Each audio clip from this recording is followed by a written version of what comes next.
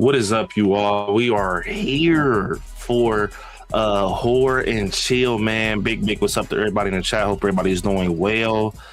And yeah, man, we are here on this Wednesday. Big, what's up, bro? Man, it is pouring down raining in Ohio right now, and yeah, it's pouring down raining, y'all. This shit is annoying.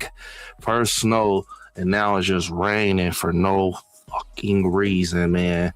But yes, you all definitely smash a like. We're gonna try to get this to 50 likes. 50 likes, man. I know we can do it. Big. What's up? Big. What's up, man? Hope everybody's doing well. And yeah, man, think about becoming a channel member and a Patreon. It definitely helps the channel and it keeps this channel alive, man, for sure. Definitely check out. Oh, I got something else I want to say real quick. Big shout out to channel members and patrons, but Willie 2, well, Willie part 1 actually just hit 7,000 views, bro.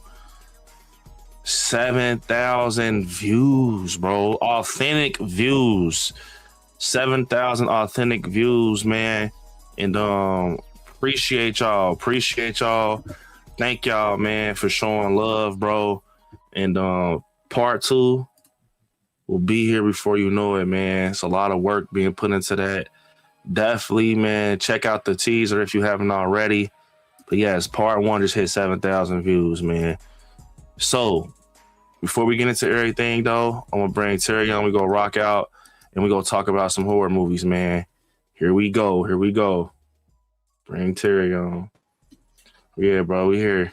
What's up, bro? This motherfucker got a turkey sandwich. Look, bro. double up. Watch this. Damn, this motherfucker hard to pick up. Look. What the fuck? What type of sandwich is that? Turkey? Yeah, it's almost like kind of like how you do it at Subway, but a different type of bread. Where you get that from? This motherfucker right at Amazon for the free skin. Hell nah, he be really fucking with the Amazon food, bro. That's crazy. That's crazy. Crazy work, bro. Man, Ken, bro. What's up, Ken? She's just dropping that link for Willie Part 2. Yes, y'all. We just hit 7K on Willie Part 1, but I think Willie Part 2 is almost like a 2,000 views, the teaser. So it's doing good. Angel, what's up? Kylan, Byron, Paula, all y'all, Blake, Jeff, what's up? What's up, y'all? Y'all, so a lot of y'all been blowing me down, man, about Horror Hound.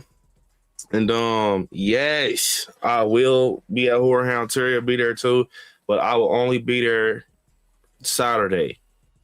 Yeah. I will only be at Horror Hound Saturday, you guys. Saturday. And yeah, man. So if you come up to me, and if you see me, come up to me, man. Say what's up. I'll be there Saturday, looking at some of the vendor tables. And hope to meet some of the scary film. And yeah, man, this is definitely one of the Horror Hounds on the lighter side for me. There ain't too many people that I want got interest in for real. I done met Tyler Maine. I was gonna get that photo op with him and he's gonna be in the costume, but I think of it like this: like when you think about it, bro, that's like taking a picture with a cosplayer, right? Type shit. Like I done seen Tyler Maine at age 45 that looked dead on him. Because at first I was like, "Ooh, this would be crazy," but I was like, now if it was James Jew, I'm not trying to. I love Tyler Maine, but I don't know. I just feel like I saw a picture online with Tyler Maine with the mask, and it kind of was just like giving like just plain Jane Trick or Treat Studios mask. Like it was like giving like plain out the bag shit Trick or Treat, no rehaul or nothing. I'm like, I don't know, man. Maybe I'll bite once I get in person or something. Yeah. But as of now, like I'm gonna pull up the Horror Hound real quick and see what we got. Viral. Then they try to put what's the name from Scream 7, I think. I'm like, man. Let me see. Let me see what they got, man. I'm still 20 years of horror. Wait, you said what, Terry? I'm still sorry we didn't get to meet the third killer. What's her name from Scream 6? Remember she had cancer. Leanna Liberato. Yeah, that was solid.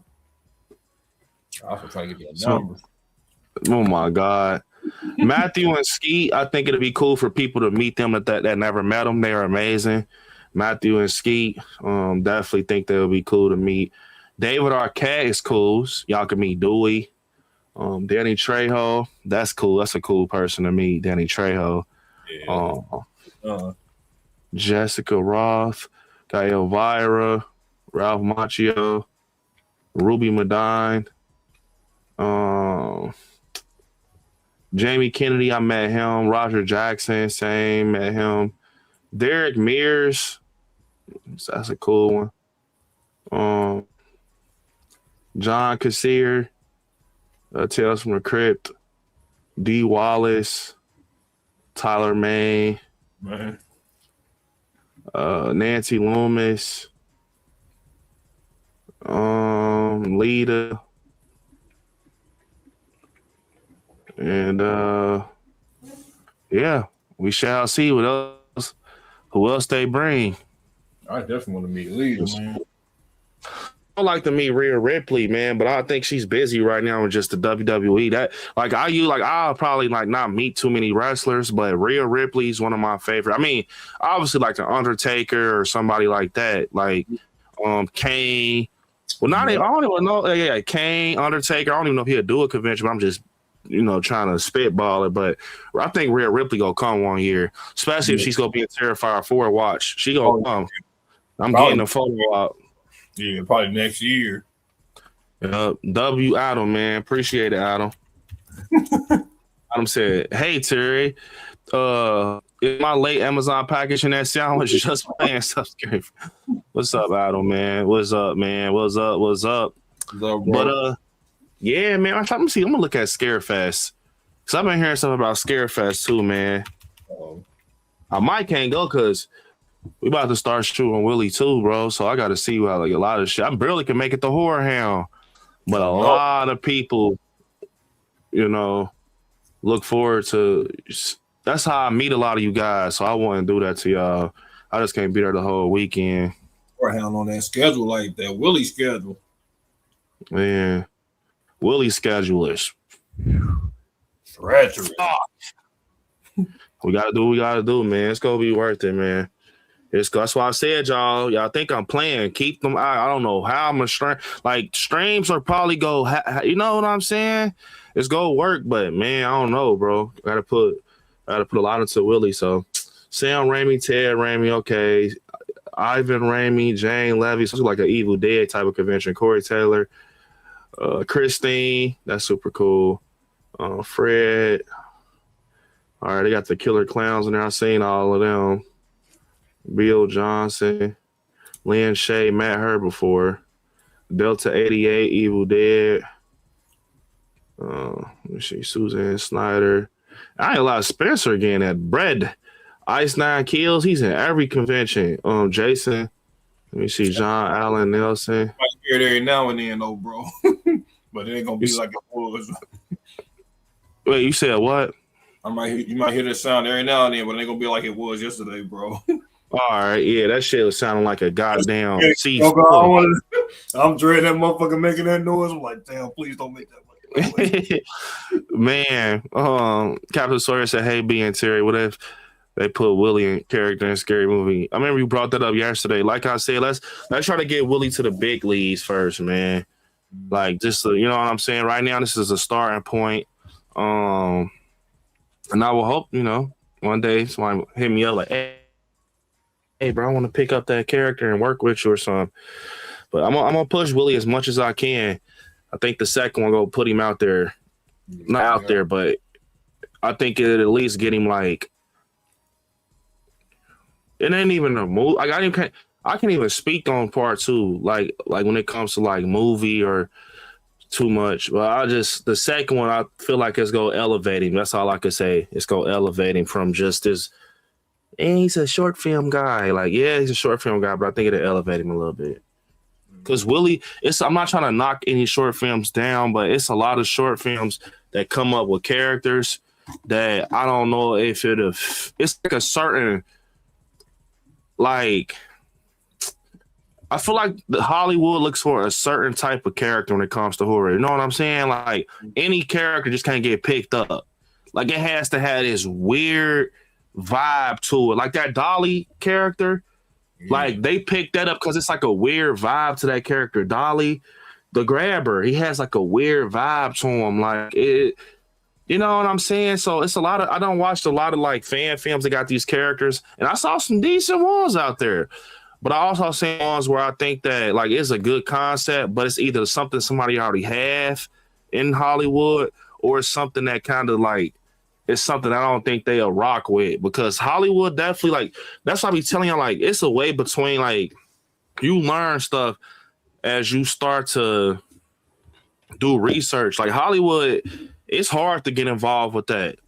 Like it's hard, you know what I'm saying? Like that's top caliber. Like you gotta it's so many different ways to the top of like cinema and movies. Like maybe you can go through school, like film in school, or you can get it out the mud, you know, or you can be a content creator, or you know somebody that knows somebody that knows somebody, or you're good with skillful things that's in that category of filming. But it's hard to get up there. So you got like that's why I said Terrifier, the Terrifier crew. I literally watched them get that shit out the mud. Yeah. Like no lie, bro. Like that's one thing you cannot take away from Terrifier movies, bro. They literally put they. Let me tell you exactly what Terrifier did. You know how back in the day, music artists used to put their songs on a mixtape and go in the corner and just sell them. Mm-hmm. That's basically what David Howard Thornton and Damien did. Yep. They literally went to conventions and started having him walk around and shit. And then it took for one convention to book him. Yep. I want to say they first. I don't know if it was Days of the Dead, but that's when I first met David. Like where he was just this. He's still cool as hell. But when I met him, when I met David Howard Thornton, he was just like Cameron. Swear to God, I met David Howard Thornton when he was like Cameron. Like how Cameron like. I'm not saying David's not humble, but now he's someone, so he has to move a little different in a way where he has to protect himself. He can't sit and talk to people for too long, or because you start getting hordes of people surrounding. Like I was able to talk to him. Wait, what happened, Ken? I was able to talk to him for like 20 minutes, 20, 25 minutes. Yeah. What up, Ken? Let me see what happened. Let me see. Did you actually put somebody in timeout? Let me see. Kimberly. Wait.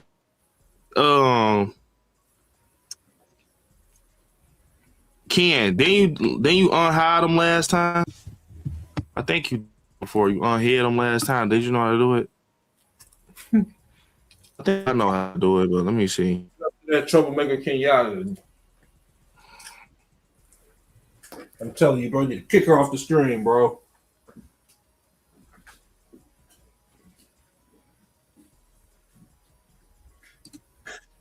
Mm-hmm. You know what I'm saying? Nothing but a troublemaker. Well, Chad.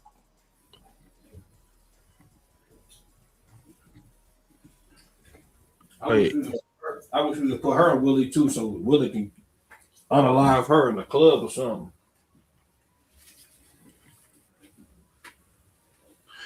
Wait, did you do it last time where you saw one person to be wrongfully blocked?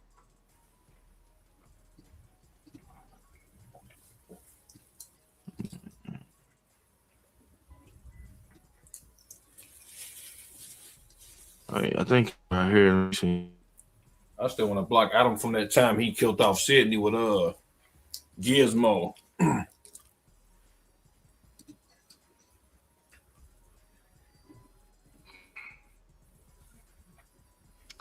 1 second, chat.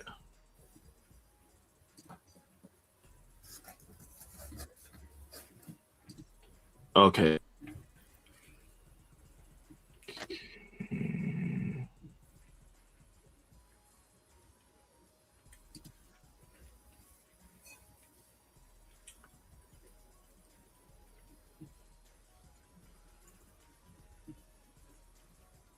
Oh, Bro, I see you right here.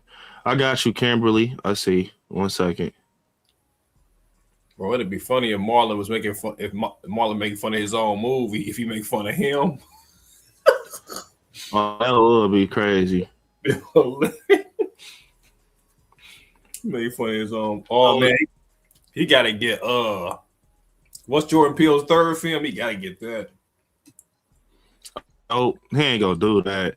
I think what they trying to, cause you gotta think this they comeback, so they gonna try to do hella names like, cause them ones like everybody already know them. Them parents alone, like some of them. Oh Tell. man, I wish you know what, bro. You know, number one, I wish he would get Jeepers Creepers Reborn, man. Man, that shit's so terrible. You gotta get that. All right, let me see. Kimberly, I think you back. Comment if you're still here. I think that she said it was an accident. So comment if you're still here, Kimberly. So I got that fixed. Yeah.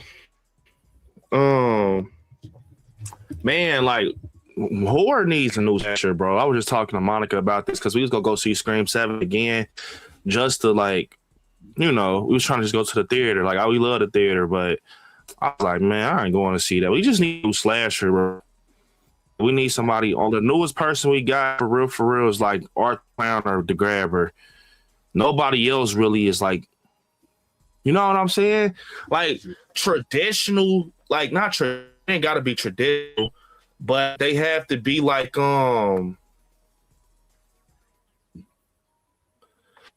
I don't know how to explain it. They have to be like front line. They have to be appealing, just not the horror. Like to horror fans, it has to be like I'm about to look up something real quick. I'm about to look up horror slashers. So let's look through the slashers we got. Horror slashers. Or horror movies.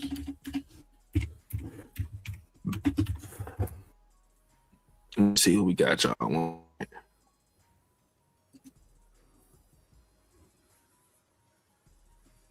1 second. Okay. All right. Damn, fucking ads. All right. All right. So look, right now, we got Pennywise. I think Pennywise is definitely unique. I think he's a unique villain. Obviously, I love Pennywise. I think what makes him so cool is with him is that he's it. Like he's the form of it. Like he's not like people forget that Pennywise is not a person. He just took on the form of Bob Gray. Like that was just one of the shells he wanted, like one of the costumes basically, because at first he was different things, like a fucking Wendigo or like a moon or something. You know, the deadlights and everything took advantage of Bob Gray, and he ended up using this clown get up because it ended up attracting kids. You know, and kids are easy, I know it sounds dark, but victims to what his plan was, you know, the Losers Club, everything. So I think Pennywise is unique for sure. I think that the way they got him in Welcome and Dairy is perfect. Like to close him out and get him his flowers, because I think after Welcome and Dairy, that's gonna be like the end of Pennywise. I mean, not the end, because Andy Muschietti did say he wanted to do like a super chapter 2 shit. And who knows? Maybe he want to do chapter 3 and make his own. Like, but I don't know if Stephen King let him do that. But yeah, you know, Pennywise is Pennywise, bro. Like he's one of them. And that's what makes it scary, because it's like you pick a clown out of all things, but that ain't really him. That's just a form of him. Like that right. Scary. Like, bruh, that's not that clown not really him. That's crazy. Yeah. And then we got Freddy Krueger. I think Freddy Krueger is iconic. Obviously, we all think of Freddy is iconic for sure. He was one of the ones that he got like he got a lot of cool one-liners, a lot of good dialogue, a lot of comedy to him. And I think that one of these days, maybe in the future, we'll get him to return because I do think a Freddy Krueger movie in today's world would hit if they do it right with the good writer and director. I definitely think that, yeah, for sure. Also, I think that we got Freddy Krueger. I think the Grabber is basically Freddy Krueger and some. Yeah. Like, I think he's Freddy Krueger, but he's a new age Freddy Krueger where he has lore to him, like more of some lore attached to him where he was a person. Obviously, Robert Englund, you know, Freddy was a person also, Fred Krueger, but you know what I mean? Like, I just think the Grabber, he has like, you know, he has more of a, how can I put it? I don't know. Like, he has a traditional vibe to him.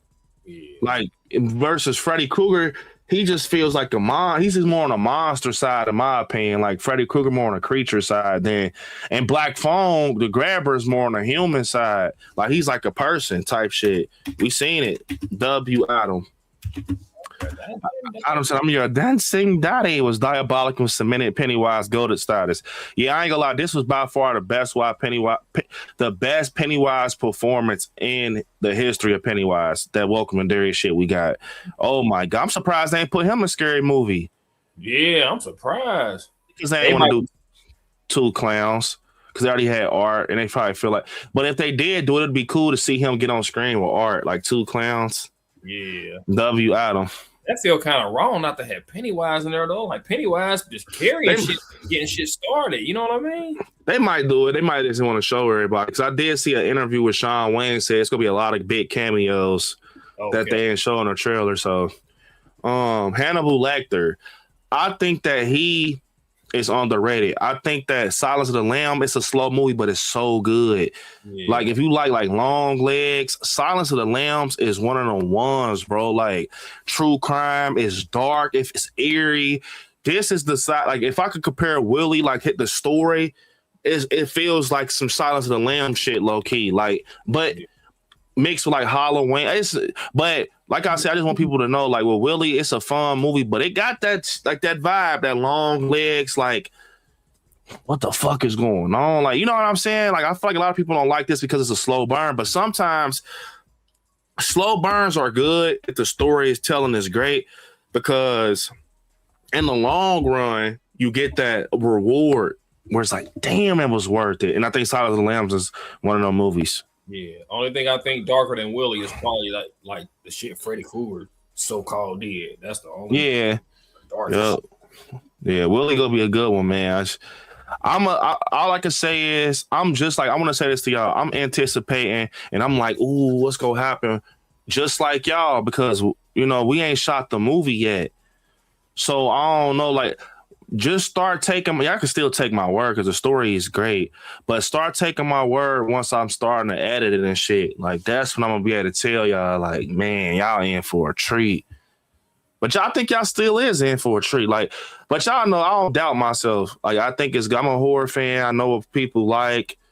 So, but Ghostface, it's time for Ghostface to sit down. Like I feel like Ghostface is amazing slasher.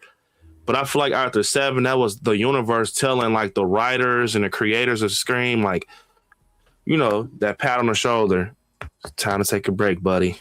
Time to hop out the game for a minute. Like for real, bro. Or y'all like for real, like he's gonna become not serious. Like the people ain't gonna be, I mean, they're gonna still take him serious, but it's gonna be like Chucky. Yeah. It can happen. It happened to the best. Chucky. Some people don't fuck with Michael no more.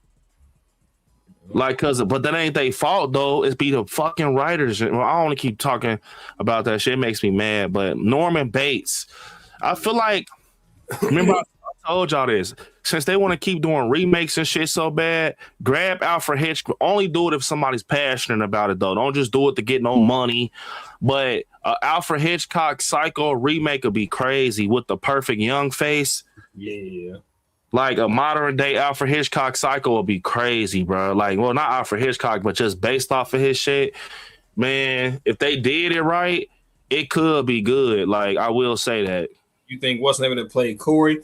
You can do that role? Rowan Campbell? Yeah, Rowan Campbell. I think a good person to play Alfred. I'm gonna show you exactly who I think would be to play. What about Fan?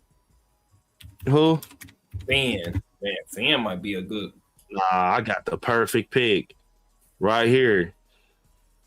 Dylan Minnette from 13 Reasons Why and Scream 5. Oh, okay, yeah. That's Wes. I think Wes would be a good. Yeah, him. He was in good. He got the face, bro. Like I don't know. Like, picture him as playing a psycho, like playing like Norman Bates, bro. I think he got the face for that shit, bro. I ain't gonna lie. Like that's true. I think that he got the face. Like I don't even know how to explain it. Like I think. And he a good ass actor. He don't get praised enough, but that his role in 13 Reasons Why he different. And in Scream, Wes, like he did good. I think that he'll be a good one. Leatherface. Oh, Cannon love Leatherface, boy.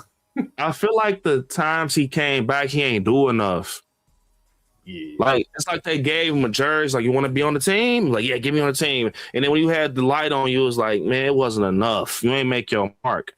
Yeah. Like how Michael and them did when they did their return. Like you know what I'm saying? I love like the concept with Leatherface, but I feel like only way to really revive him in a different way is if they brought him back on some Michael Myers shit, like where they start from the original Texas Chainsaw, where they got, a different faces for cast members in the story. They got the house. But this time, instead of that shit like what they did with the Trey Songz one, this is a real grounded Leatherface story. Like, you know what I'm saying? Where it shows and they telling the story in a different way where it's kind of more adaptive to horror. Like I feel like the older ones is cool, but bro, the trickery that they're doing in horror now, like with Halloween and Welcome and Dairy, they starting to incorporate modern day shit. And that's what Texas Chainsaw they don't be doing, and they trying to stick to the 70s feel, and that don't always work. Yeah. Michael, simply the GOAT. But I definitely think it's time for him to take a break. Michael the fucking GOAT, bro. Like he the most traditional out of everybody, but I do think it's time to. I'm speaking on the end of Michael because that's my favorite slasher, bro. It's time for him to take a break because y'all not finna bury my boy, bro. Like y'all already fucked him over on ends. Then y'all trying to do this fucking silly ass TV show. They're talking about rumors of he's not in it. Don't call it Halloween, then, bro.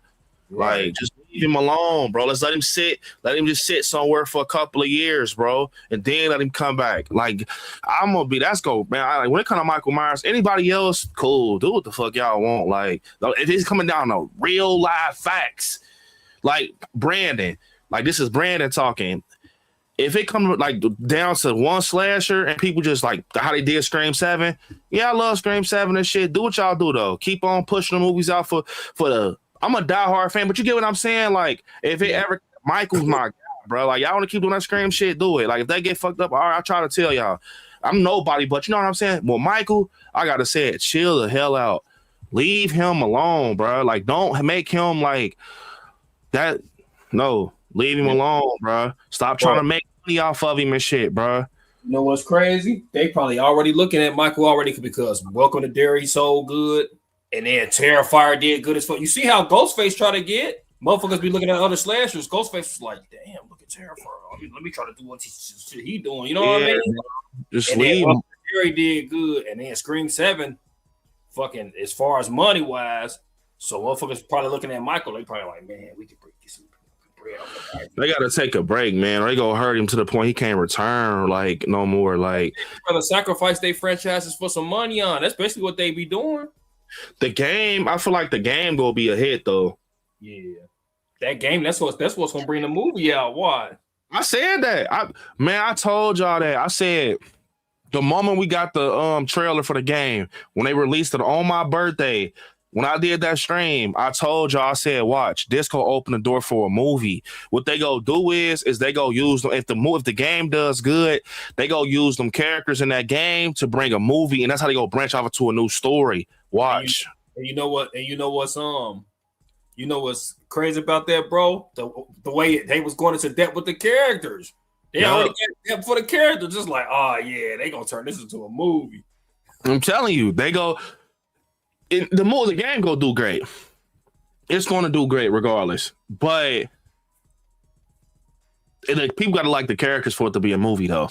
Because you gotta think, it's a lot of horror games that's becoming movies like Dead by Daylight, Silent Hill, Resident Evil, and the reason I know that they're trying to do that type of thing possibly is because with Friday the 13th, they are like, okay, that Jason Universe shit, I can't explain it. I sound crazy, but they already did it with that Jason Universe shit where they was able to tweak, you know what I'm saying? Tweak certain things with him, like being that he had that Sweet's Revenge shit. Then they brought him to Horror Nights because he wasn't under the license.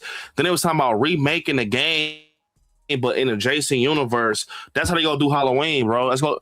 But they don't got license problems with Halloween. They just want to use it to reboot the franchise in a fresh way. Like, because think about it. I can't remember. I think they said they was gonna do the 78 storyline, but that don't mean Laurie Strode Doc, because they ain't revealed Laurie Strode in Halloween yet, the game. They just revealed Loomis, so maybe it's a different story told with them characters and how to feel, and that's why they gave us the backstory. It might just be like a storyline for them. Just Loomis isn't the narrator, because I heard from the Halloween game that Loomis gonna narrate the story mode. Damn. So maybe it's gonna be some shit like that. But either way, you leave Michael alone, man. Damon. I don't even know if you could count him. I mean, you could count him as a villain from the Omen, but it's like, hey, is he a slasher? Nah, he ain't like, I can't count him for real. Someone more like, he's just a villain. Like, you got Samara from The Ring. He ain't no slasher neither. Yeah, like, okay, Chucky. Yeah, Chucky. Chucky, Chuck. He was the first killer dog, bro. Like, they fucked him over bad. That's what I think will happen to Ghostface. Because Chucky, like, he done came back in so many different forms. People tired of it. Like, people are starting to get confused. Like, you had Bride, you had Siege, you had Coach, you had Curse, you had The Show.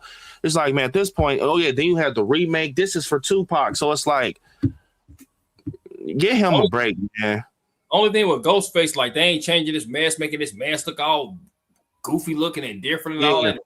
Make the Ghostface, he said hello city and stuff. He don't like actually talk out the mask to where he can say like this is for Tupac and goofy shit. So that's all it. With Chucky, they like, since he already a goofy character, they go too far. They put that goofy ass humor with it. Like, bro, y'all. I feel like with Chucky, if they brought him back, this is what I would do if I was bringing Chucky back. I will get a little boy again, and I will tell the same story, but tell it from a different angle. That's the perfect word to say, a different angle. Like, I would have that same format with the mom working night shift. Her son wants a good guy dog, and I will make him look like this. None of that cheesy shit. I will make him look like this. And it's more of the universe shown, like with Child's Play. Like, you see the little boy probably sneaking outside. He's going to a friend house type of thing. You like on some Stranger Things shit, and they go downtown or they go to a shed or something, looking through newspapers like, I want this dog. And they're like obsessed with the dogs, like the new thing on the market. And then the same, and then like, it's a different movie, but they got the same beats. Like, the mom ends up buying it in the original. She ends up buying a dog for her son, but maybe in the movie, the mother has a boyfriend that knows about the son, and he gives the dog to the son. Like, hey man, I heard you wanted this. Your mom told me. Happy birthday. You see what I'm saying? Like, revamp the story, almost like Rob Zombie did with Halloween, but make it their own. Like, make us. And you ain't even got to name the little boy Andy. I mean, you can name him Andy if you want to. You can name him like fucking, I don't know, Timothy or something. You ain't got to name him Andy if you want. But I definitely think that if they brought Chucky back, if y'all ain't bringing this version back, don't do it. Leave him alone. Yeah, bro. Don't give him no wife or no girlfriend. Don't give him no son and no fucking brothers and all that goofy shit. Just make it a traditional killer dog story. Voodoo. Highlight the voodoo of Charles Lee Ray and how Chucky actually the doll is just the vessel, and kind of highlight that Charles Lee Ray put his soul in this doll. I had to start playing with that part of the story where voodoo, because that's what always made Chucky scary to me. It was a doll also, because we see dolls in stores all the time, but it was more of that this motherfucking doll is a vessel for voodoo. Remember, the black dude taught Charles Lee Ray how to do voodoo. About the doll, he was like, I knew something like this was going to happen, so I got your own personal mojo, Doc. And that was how we found out that the black guy taught Charles Lee Ray how to do voodoo, so he ended up making an emergency doll just because he tried to pull some bullshit, and that's how Chucky killed him. I think that's what made Chucky so scary, was that this a grown-ass man in this doll, and the more you see him keep saying, I'm becoming human again, this motherfucker really is. His eyebrows is getting bushier like a human. His eye color is changing, and he's starting to look more like Charles Lee Ray, but in doll height. So I think that's what made Chucky scary, was that people didn't notice that, where when he was like, I'm becoming human again, it wasn't just because he's bleeding. It was because his face and shit was changing. Like, if you go back and watch Child's Play like this, y'all just did a video on this. It just actually went viral, where people never noticed that. Where if you look at Chucky when he was plastic, he didn't obviously look like this, but that's why Don Mancini switched it. And I forget the guy's name who worked. I think his name was Kevin something, who worked on Chucky. But if you noticed, the doll went from plastic. Obviously, y'all noticed, then it went to a flesh look, but it wasn't just any flesh look. If you really look at him through the movie, his hairline starts receding. I swear to God, like, I promise you, go back and watch it. You know how he had a head full of hair as a doll, like his orange hair? When you start, by the time he hit Andy with the bat, he's like, batter up. This motherfucker's receiving. And then you go back and look at Charles Lee Ray is receiving. And it's like, oh, this motherfucker really becoming. That's why he was on it so much. Like, bro, I'm becoming human, bro. Like, I gotta hear him get the fuck out this body. And if you notice, and then in part 3, when Andy was about to yell, he's like, man, I gotta get a fucking body. Motherfucker, I won't. Because the goal for Chucky was to get into a child's body so his life can be longer. Versus him being an adult, his life is cut short. Like, people smoke and everything. They smoke cigarettes, they drink, they probably got health issues. He wanted a fresh kid that he got to know. I think he got to know Andy. So it was like, oh, you're good for real. I want your body. And he became obsessed with Andy. That's why through the movies he started following him around, because he found his person. So I think, like, going back to that vibe of Chucky can really bring fans out. Like, if they really go back to that vibe and focus, like I said, the voodoo of him and like the real shit that night. Because the thing, because I remember, y'all, Chucky used to be my second favorite slasher, but they hurt me. They hurt me, bro, for real, when they fucked him over. I'm talking Child's Play 1, 2, and 3. That was my favorite Chucky. Like, it was Michael and Chucky, bro. If you go back to Friday Night Fridays, Chucky, that was my second favorite over Ghostface or anybody, but they ruined them for me. But, like, yes, if they go back to that element of that night when Charles Lee Ray was getting chased by that cop, and he went into the toy store, and he was like, fuck it, I'm going to use this voodoo to put myself in this doll before I get killed, before I die. Yeah. Man, bro, I'm telling you, Chucky going to be one of the best movies. Like, the Child's Play, if they do it right, like I said, if they redo it from a different angle and none of that, this is for Tupac shit, Chucky could be up there with Michael. On God, because his story is so good. No bullshit. Chucky got one of the best. The origin story, not that see the Chucky shit. I'm talking about the origin. Child's Play 1, 2, and 3. His story is one of the best fucking stories in horror, bro. He's a fucking dog that got inserted. I mean, he's a grown man that inserted himself into a dog, bro. He's about to die. Because he was about to die, bro. And it was because that black guy taught him how to do voodoo, bro, that was living in project buildings in Chicago. That's some scary shit when you think about it. Yeah. And now he's trying to get out of that motherfucking body. But, bro, I feel like the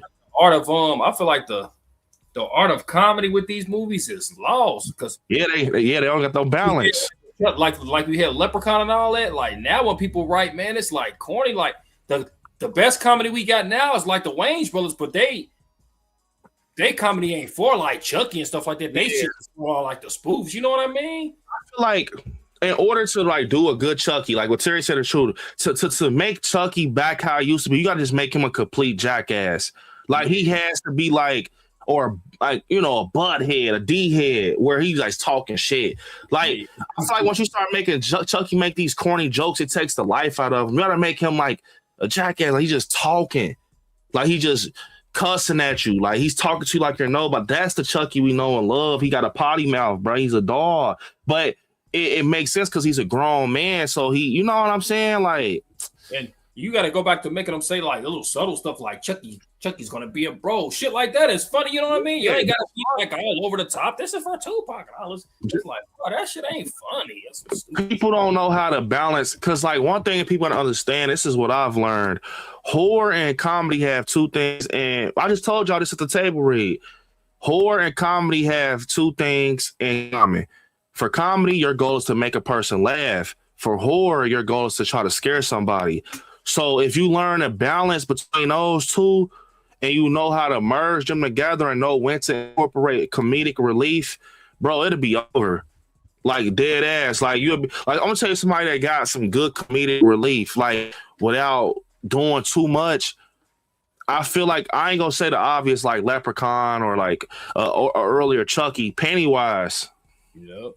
He got the perfect, like in Welcome to Derry, like I'm your dancing day. Like that's funny as hell, but he was, you could tell that face on my face. Yeah, do I got face on my face? Like that type of shit is comedy, bro. Like, but you could tell he's still dark with it. Yeah. Like it's like, ooh, like, it's that damn I'm laughing, but he's scary as hell, bro. Like they don't know how to do that no more, bro. It ain't too like Freddy Krueger. That's what ruined Freddy. That bad dialogue and that cheesy shit. That's what made Freddy Krueger not get took serious no more. Bro, I think Ghostface be like that too. Yeah, I think motherfuckers be smoking, man. Cause Redfield, that was some goofy ass shit. Man. Like, bro, yeah, people just be making movies, man. Bro, I would say like it's difficult because you can't get our comedians like Eddie Murphy and them to write this shit because it'll still be kind of corny. You know what I mean? Like we need that was able to write like Leprechaun and stuff like that. We just don't got those type of writers no more. You know what I mean? Like, yeah, I ain't gonna lie. And some horror movies don't need comedy. Also, you gotta know when to put comedy in a horror movie. Like, I feel like a perfect movie that has some comedy in it that's unspoken is like Terrifier. Yeah. Terrifier. Arthur Clown is a character. Like, and same with like Willie. That's why I made Willie like he's serious as fuck, but I made him like borderline serious. I mean, not borderline funny, but his shit is more of like unintentional, like because he's like a big kid at the end of the day. Like he's like a kid in the candy store. That's the best way to explain it. It's like it's unintentional comedy. Like it ain't like I feel like sometimes Art the Clown, he kind of does stuff that's kind of like, you know, sometimes he's funny. Like he's funny for the most part, but the things he does is like more of mime, like he's doing like oh shit. Like it ain't like how Chucky, you know, because he can't talk, so you can't even. But that show a character is that he can make you laugh without talking. Yeah, because he'd be like, old girl said, what was that old girl saying? He was like, man, fuck you then. Yeah, like see what I'm saying? That his comedy is just there because he's like a clown, he's a mime. So remember, y'all gotta go. He said, I want to see how he smells. He was like, yeah. No, he's funny, bro. Hey, y'all, we gotta go. We get a total of 10 super chats tonight. We can watch a paranormal video or a fan film. I'll hang on longer. And yeah, man, definitely, y'all, and push to the front of the line too. Reagan McNeil, the actress. I'm gonna incorporate her because she's like, you know, she's a paranormal villain or whatever. But I honestly feel like they should have never touched her. Like they ain't never touch her, but I feel like her franchise, they should have just left it alone. After the second one bombed. Like, I mean, 3 could have been the second one. 3 should have been the second one. And then, but simple. I think actresses movies, like, bro, we don't need them. Nobody didn't ask for them. It's the same thing with Scream. Nobody ain't asked for a Scream 7. Yeah. So y'all see what happened when nobody ain't asked for a Scream 7. She was about. I ain't saying. I'm hoping that the actress is good. The one with Scarlett Johansson and Mike Flanagan. But when people don't ask for that shit and y'all just give it to us still, that's when they be like, man, people start, you know what I'm saying? But I mean, They just ain't executed good enough. Yeah, after Believer, I just watched Believer recently. It's good and all, but I think for me, I just like the final act. Like it's good. I like it, but I do see the problems with it. Like it ain't hardcore Exorcist when you really look at it. Like, yeah, it could have been a regular paranormal movie, like some Autopsy of Jane Doe shit. Like, yeah, Jack Torrance. I think his shit was sinister. I think Jack Torrance is underrated. Like, the reason that is because how the story kicked up, where he was in this big ass hotel and he was with, you know, his wife Wendy and his son Danny, and some shit ended up taking over him, shining and everything involved in the hotel. And room 237, and then he just crashes out. He gets this fucking axe on his family. Like, that's some scary Amityville shit. Like, he just gets the axe, like, man, I'm finna make a news. Y'all finna become a part of history at this motherfucker. Like, you know what I'm saying? I think that's scary, bro. In that big ass hotel with an axe. And this ain't no supernatural entity or no shit like that. This is a human. Yep. And if you take the shining part out of it, this shit can happen in real life. Yeah, exactly. That's what I think makes far out. Writers blocking all that shit. Motherfucker go nuts. That's what makes him scary. What makes him so scary is that like, I'm not gonna lie, it really just makes him, because of like the things that come with him, the shit around him, like just knowing like the Gray twins, what is handled in that hotel, plus him and some of his shit he says is scary. Like, when I was younger, I used to always think that was scary when he said, little pigs, let me in. That's scary, bro. I promise y'all, go back and watch. I watched The Shining during Christmas time. I love watching The Shining during Christmas. It feel like a Christmas horror. But when Wendy's like in the bathroom, and he right here, little pigs, let me in. Not out of hair on my chinny chin, and he backs up and he's like, I'm gonna huff and I'm gonna puff, hits the door, man, and then you hear this eerie ass, Stanley Kubrick, man, that, and then like you hear them bells jingling once he's hitting this, boom, man. I'm telling you, that scene, that's so underrated. Like, when I was younger, that was up there with the Zelda scene for me, like, because people don't understand how scary that scene was executed. Like, that scene, just to think about you being locked in a fucking bathroom with this little ass window, and it's your partner's outside the door with an axe, and he's not talking like himself, and he's trying to bust the door down, and then he finishes off with this, Terry. He sticks his shit through the door. Here's Johnny. And you in the middle of fucking nowhere. In the middle of nowhere, bro. Snowstorm. That's nightmare. Fuck. Crazy nightmare fuel. That's nightmare. And that scene when Wendy was walking up the stairs with the knife, and she was like, no. And he had the axe. Yeah, the axe walking up slow. Bro.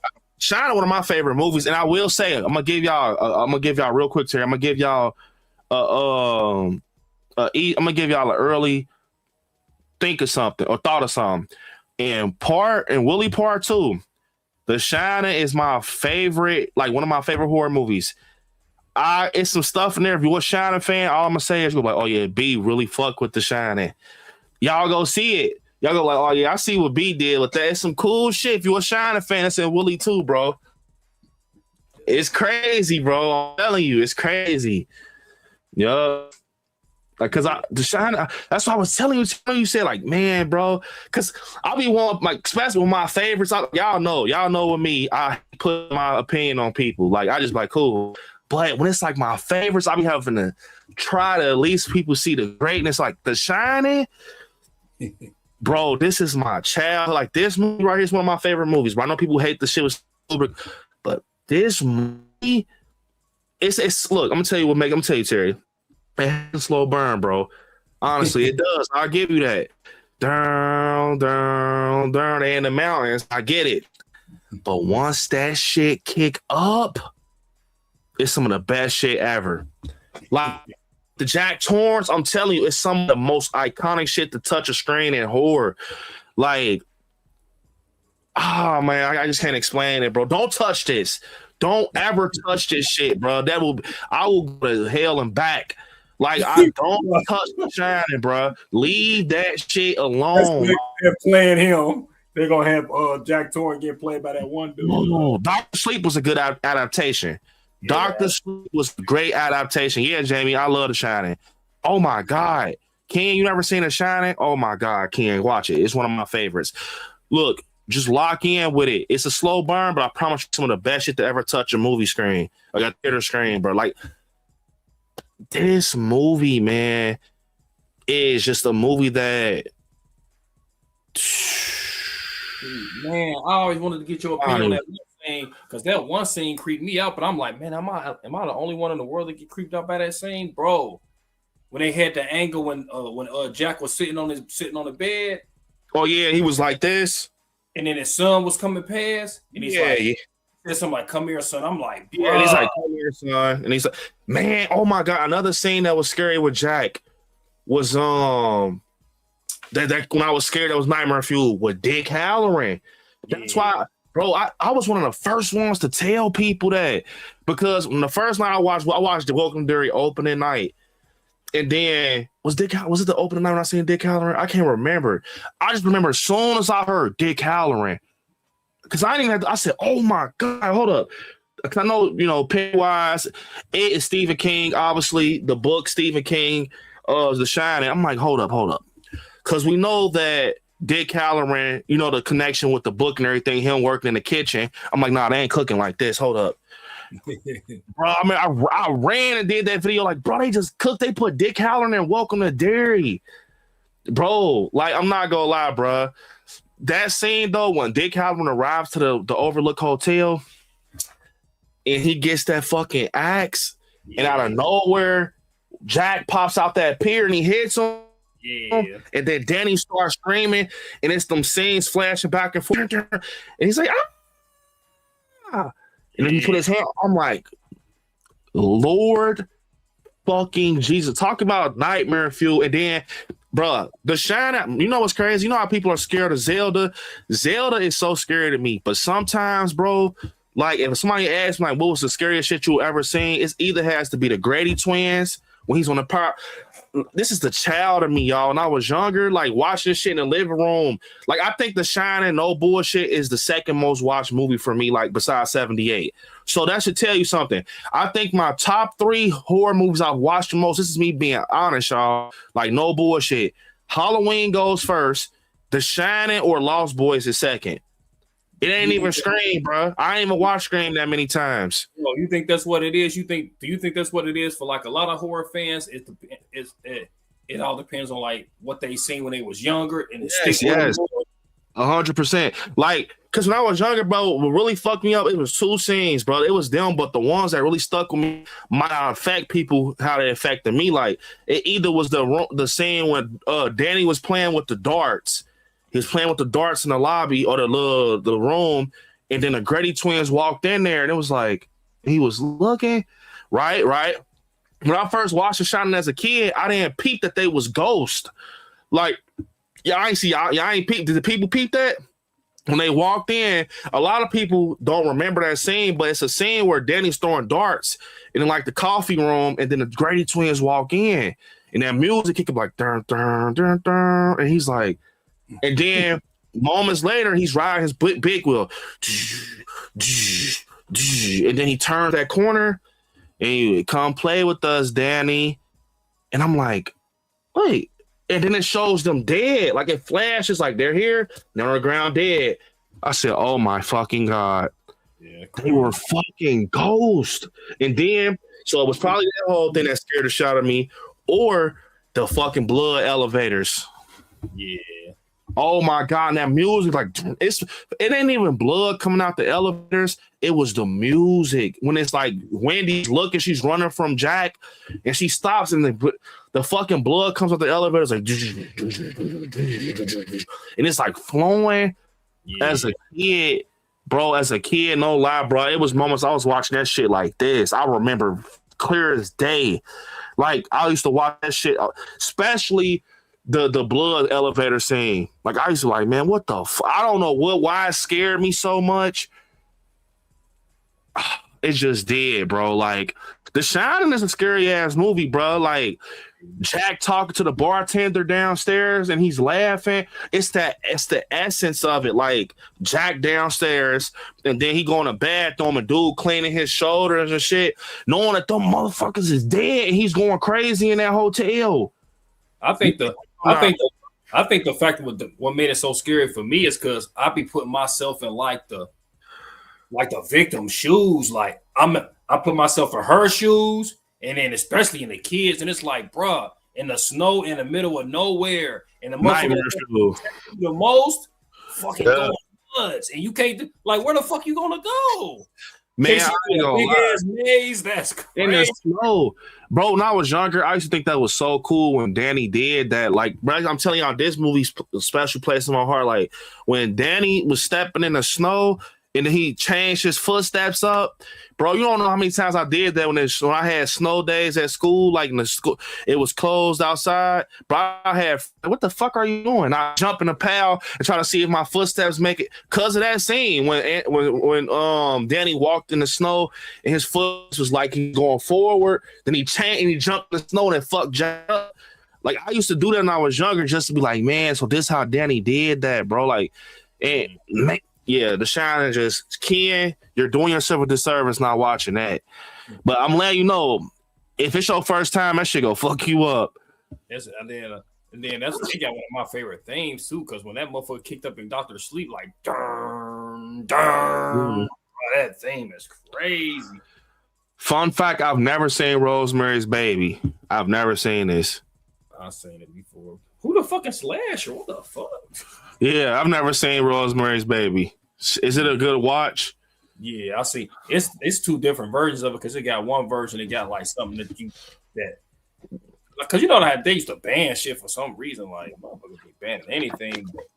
It was then they got a version where it's banned, and then they got a version where you can see like what happened at the end type shit. Damn. Jason Voorhees. I think Jason should come back. I'm gonna get my boys flowers. Y'all know I'm Team Michael, but I think it's time for Jason to come back. Yeah, I think he need his flowers. You know what I mean? Yeah, I think if Jason came back, no lie, I think he'd carry this shit. What's the name? I'm telling you, watched, they did good with that. Yeah, I'm telling you. Listen to me. No bullshit. We got the Camp Crystal Lake series coming out this year with Pamela Voorhees, and Linda Cardinelli is playing Pamela. I'm down for that because I always think that Jason's story is underrated with the mom crashing out because they let her son drown at Camp Crystal Lake.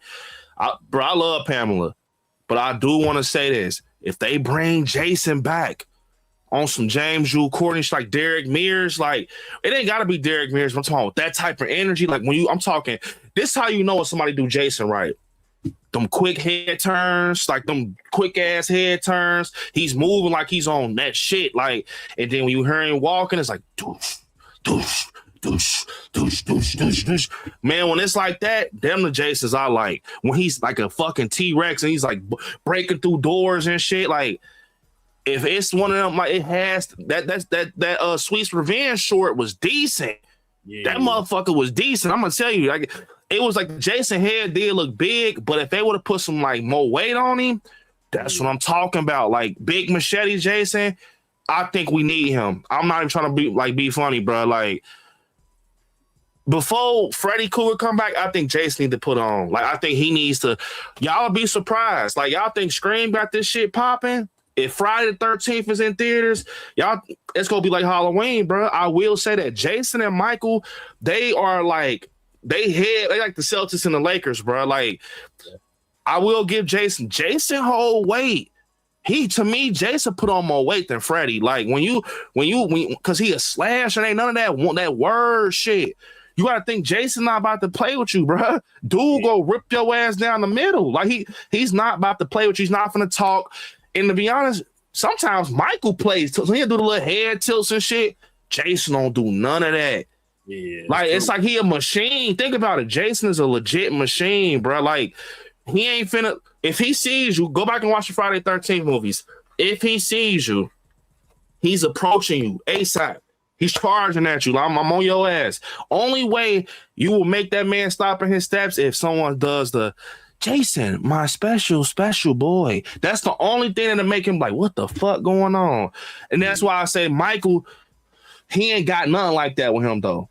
Michael, you can't stop him for real. Like he do move a little slower than Jason. Like, bro, it's some version of Jason that motherfucker run. Yeah, he be running with the axe like, man, I'm on you, like with the hunch, like he's run. Yeah, A good Jason to be good. I'm not gonna lie, but the license is so fucked. Like it's so shitty. But if they brought an authentic, traditional Jason Voorhees back, I promise y'all, hear me out.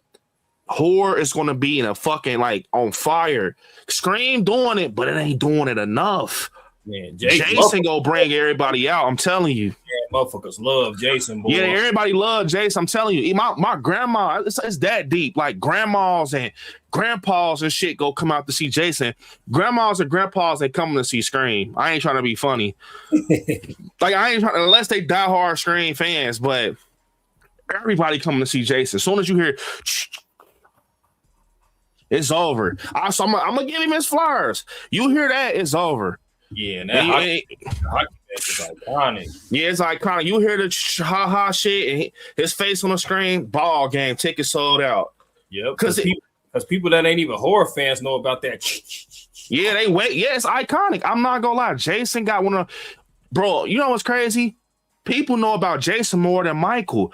I'm gonna say it. I'm gonna tell you. Michael Myers is popular, but Jason low-key more popular because think about it. When I be talking to people that don't know about horror, they always say, I always talking about Michael, but are you talking about Jason? That's Jason right there, ain't it? They be getting them mixed up because his name is so catchy, like Jason. And then the reason it's the way Jason looks that make him more, just a little bit more popular. It's because of that hockey mask. They be like, you talking about the dude with the hockey mask and that big ass sword, that knife?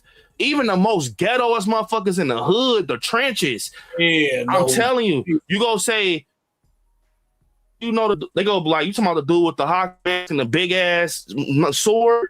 Yeah. They call it a sword. They don't call it a machete. Well, I ain't gonna lie though, Michael got pulled too on the hood. If you be like, hey, Michael, think about, oh, you talking about Michael Myers, the Halloween dude.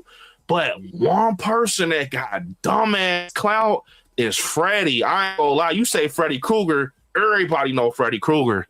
Yep. Everybody. Even a motherfucker, if you in the hood, motherfuckers don't know Candyman too. Yeah, but I ain't gonna lie, it's a lot of people that ain't gonna know Candyman though. It's some people that legit might not know Candyman, but I'm talking about internationally.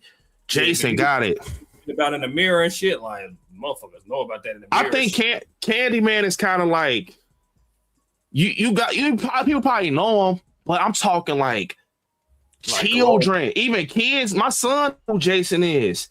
Yeah, globally. He globally, like much fucking priests out here who know the fuck Jason, like preachers, like legit preachers that are men of Christ. They're like, oh, I know Jason's motherfucker was talking about Psalms 24 in the Bible, but I bet you know who Jason is. Yep, that's probably the two most iconic. One of the people knowing about it globally will probably be Freddy's fucking glove. Yeah, and Jason's mask. Yep. And Michael, what makes Michael so known is he's the slasher for Halloween. I'm gonna be honest, if Michael didn't have that, it'd be a little hard to notice him. Like, I think people only know him because of the pumpkin. Like, you know what really put Michael on though? His music, that he got the most iconic music. Like when you hear his shit, it's like, oh shit, I know who he is. Yep. But Jason, he just step on the screen. It's like, oh, I know who the fuck he is. That's Jason. That's Jason. And then Freddy probably got the second most iconic as far as the music. But that's why I'm saying I'm hyped about the Crystal Lake. I cannot wait. I can't wait because I'm telling a different story from my knowledge with the mom front line and Jason kind of like in there still. So I can't wait. I'm with you right there, Adam. We gonna cover it over here, y'all. Y'all know how we get with the shows. We gonna be going to Crystal Lake, y'all. Emo, what's up? What's up? But trying to get Braun Strowman. I heard rumors about Braun Strowman wanting to entertain or playing Jason or some shit like that, but I don't know if it was real. Yeah, The Shining, gotta watch it. That's one of my favorites. But Jason, he can get this shit back popping on the slasher side. I'm telling you, if they bring Jason back, and even in the Camp Crystal Lake series, if they doing right in that series, But yeah, Annie Wilkes from Misery. I gotta entertain this. Kathy Bates. Yeah, buddy. Misery. Oh my God. If a motherfucker listen to me, I only know about this movie because my grandma was obsessed with it. Like, you know how I feel about Halloween? My grandma, she loved Halloween, but this was her jam. Yeah. Like, I'm not gonna lie, bro. Like this, if a person like Mia Goth, like a Mia Goth, or like a who is somebody else that could play her? Because they gotta have that vibe as Kathy Bates. Because bro, oh my God. Don't make me drink alone. Don't make me drink alone. Nah, she already a villain. She already her own villain. Octavia Spencer. But she can play crazy like her, though. Yeah, she can get crazy. I think somebody that could play like an Annie Wilkes is like a Mia Goth, but she a little younger. Nah, it didn't have to be somebody that's like really like powerhouse like Kathy Bates. But if they found a person that could play Kathy Bates and not do the same story, keep the book involved, but switcheroo that motherfucker like a little bit, like how I said they should do Chucky from a different angle. A misery, like a remake could be crazy. Yeah, it would. I'm not gonna lie, like this character is batshit. And that man, if this in the motherfucker top 10, I won't be able to say nothing. Word. Let me see if because they definitely yeah, they definitely just finessed us type shit. Like, bro, them not all the villains. But that shows you, though. That shows you that a lot of people don't consider a lot of people villains. Like, Pinhead ain't in. They ain't show Pinhead. How the fuck you show the, what's the name from the, Omen and shit, but you ain't show Pinhead. Yes, I'm telling you, bro. That's crazy. This show fucking, what's that from the Omen? And they showed the Rosemary's Baby. Like, bro, them not slashers. Man, why they ain't show my boy from Thanksgiving, man? Come on, man. You know, I'm trying to see if they got another list.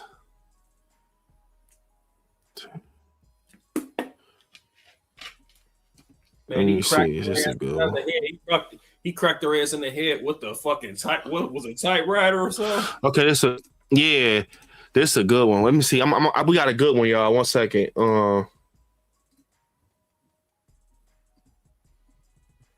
Damn. It's hella. You talking about the movie Cobweb, Adam? That horse. W. Adam. Adam said Lizzie Kaplan from Cobb will play the young Annie Wilkes on season 2 of Castle Rock. And hey, let me know, Adam, is Castle Rock good? Real quick, I'm gonna be right back, y'all. Let me know. Read them when I get back. Let me know. W. fucking Adam, bro. Hold up. W. Adam, y'all. Yeah. A lot of people told me Castle Rock was good. Was it really that good, Adam?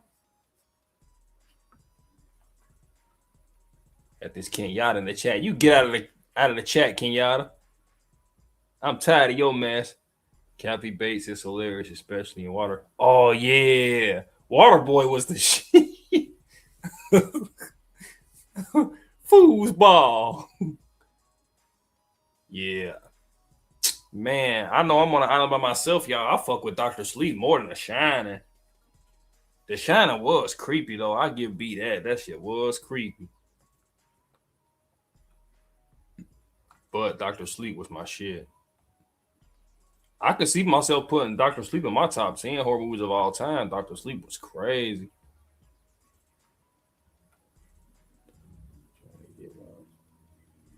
All right, W. Adam. Thanks, Hold on, I'm trying to. Man, bro, I was working with my boy Aaron at work today. Man, we was talking about wrestling. Hella, man. Yeah, WWE, man. When they used to be like Cincinnati. Word. Music come on, the lights go out. Oh. Yeah. Yup. Quad, what's up, man? Look. So we got the Google Sinister. I mean, you can't count him for real, but he was Nightmare Fuel, but you can't count him. Like, nah, I can't. You can't, I will say, Lily from Late Night with the Devil, you can't count her either. But I will say, when she was looking at that camera, Man, that shit was scary. I will say that, but you can't count her either, bro. That's kind of Bro. like, bro, she's scared that motherfucker on even though that situation was crazy too, that Jane Doe movie was crazy too, though. But yeah, when Lily was looking at that screen, yeah, yup. Nosferatu. Wait, is these horror villains? Yeah, horror villains. I mean, Nosferatu was scary. I will say that when you saw him in the shadows and shit, Bill Skarsgård killed, and I ain't gonna lie. I feel like that's the best you gonna get for a Nosferatu story. Like, in my opinion, that's gonna be the best you can get. Abigail. Lasher. Nah, you can't count her. Johnny in a Violent Nature. I will say the first one just, to me, this is a Jason ripoff. Like, I'm gonna keep it 100. Like, this is just like, it was cool, like, to see him from the POV, but he felt too much like Jason Voorhees. Like no lie, like it's to the point y'all can't say. People can't. It's to the point like people can't even say like, oh, we ain't. You took that from Jason, bro. Talk to me, not a villain. How was that a slasher? Buffalo Bill, Slender Man, Megan. Let's see. Man, bro, man, I know B probably disagree with this, but man, let my boy Chucky bring Megan back. Since y'all fuck Megan up, to get them both back, put them in a movie together, help them out. But you got to get somebody to write the comedy good. No corny ass comedy. I think the verses. I think that I remember I told you. I think the only verses that'll make sense is Megan and Chucky out of all the villains in today's world. That's the only one that'd be like okay, like. But I will say, bro, after that Scream 7 reveal, I don't got no trust in motherfuckers to do right with the comedy now. It's like it's almost like you say, bro. Now you want motherfuckers to leave shit alone, like, bro. Don't touch nothing else on the table. I will say, Megan, the first one could have been one of the craziest villains. That first one, when she was just like first I want to say this. I know that they were trying to look because this what happened. At first, I think Megan was gonna be pushing like a different rating, but the kids started loving the doll on TikTok when she was dancing and everything, so they made it PG-13. But I feel like a rated R Megan, bro, could have been some shit for real. Like the first Megan was good, bro. The second one was good, but it wasn't the perfect sequel for the first one. Like, I feel like Megan could have definitely, I still love Megan, but I think that she could have been so much more, and it pisses me off when I think about it. Like, her story, Katie and Gemma, like, you know, Katie's parents died in a car accident, then the aunt is taking care of her. Like, all they had to do was go this route. When Buddy stole that fucking blueprint out the from the building or whatever, the Megan blueprint, but they should have just made another rival doll or some shit just to showcase Megan's powerfulness. Like it just went too Iron Man for me. Like I'm gonna keep it 100. Like it's a good funny movie, but it hurt Megan. I'm gonna keep that shit 100, bro. Like it really hurt her route and her direction. You know what it seemed like, bro? It seemed like the people that wrote the first one, it seemed like the real horror fans was going to go for that more like the feel of the first one. But then, just like any other situation, the high execs started seeing how popular she was and all that and said, oh, let's make her a superhero. And they the ones that fucked it up. Yup. Like, going the wrong route. Bro, you got to see that movie with the chef dude. That shit was funny. Oh, yeah, the man. The menu. Menu, yeah. Let me see. You can't count them as no. I mean, you can count them as villains, but they ain't no slashers. Yeah, they not like front line. Get Out's not like front line. Wolfman, like at the end of the day, we already know with Wolfman, that's a universal monster right there. So it's like you go get thousands of Wolfman movies. Like I'm gonna keep it 100. Like you gonna get thousands of them. We trying to talk about like listen, Mia Goth, man. That's why I said she can play any books, bruh. She to be a face like that and really bring that to horror, is crazy work, bro. And Pearl X and Maxine. Yep. I ain't gonna lie, Mia Goth, bro. I need to see her more in like horror movies, bro. That's all I gotta say about her. Like, I gotta see more of her, bro, in horror movies. Stop playing, bro. Like, put her front line, goddamn, because man, bro, man, right. hey, we might end up seeing her in Scream. Yeah. The hell?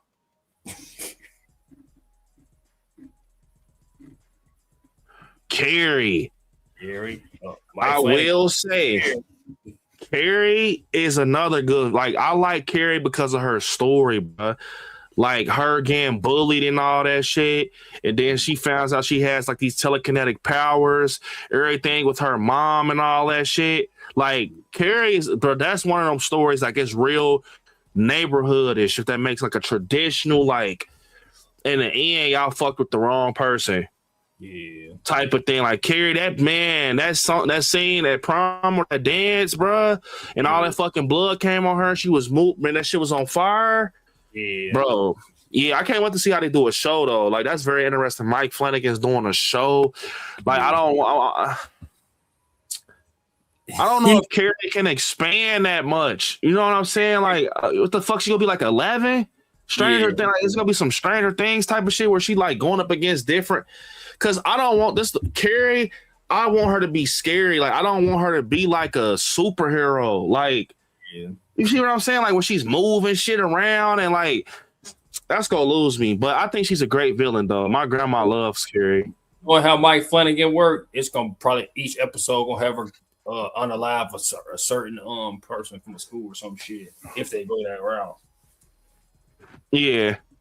And the reason I'm scrolling past these, y'all, like the Fly, them are good villains and stuff, but I'm talking like real life. You could bring them back type shit. Like, have you ever seen this Brahms the Boy? Yeah, I said I ain't no fan of it. I ain't gonna lie, I ain't fan of the boy. Like that dog wasn't even doing shit. It's a fucking Aster. You almost gave away the twist. Yeah. Oh man, Aster. I'm still so upset at them, man. Like, yeah, I mean, after Aster could have been one of the biggest villains, bro. Like, I'm telling you, this girl right here, she could have like Chucky, like at least she could have been one of the biggest villains. And her story, let me tell you why I like Aster, Isabel, is because it's the lore. The fact that she's an adult. Like she got Chucky's story low key. She's an adult living in a little girl's body, bro, and she's taking on a world as a child, going from orphanage to orphanage, corrupting families because she comes from a corrupted family and she's after something. Like, man, I ain't gonna lie, bro. That was one of the craziest reveals in horror when she took them teeth out.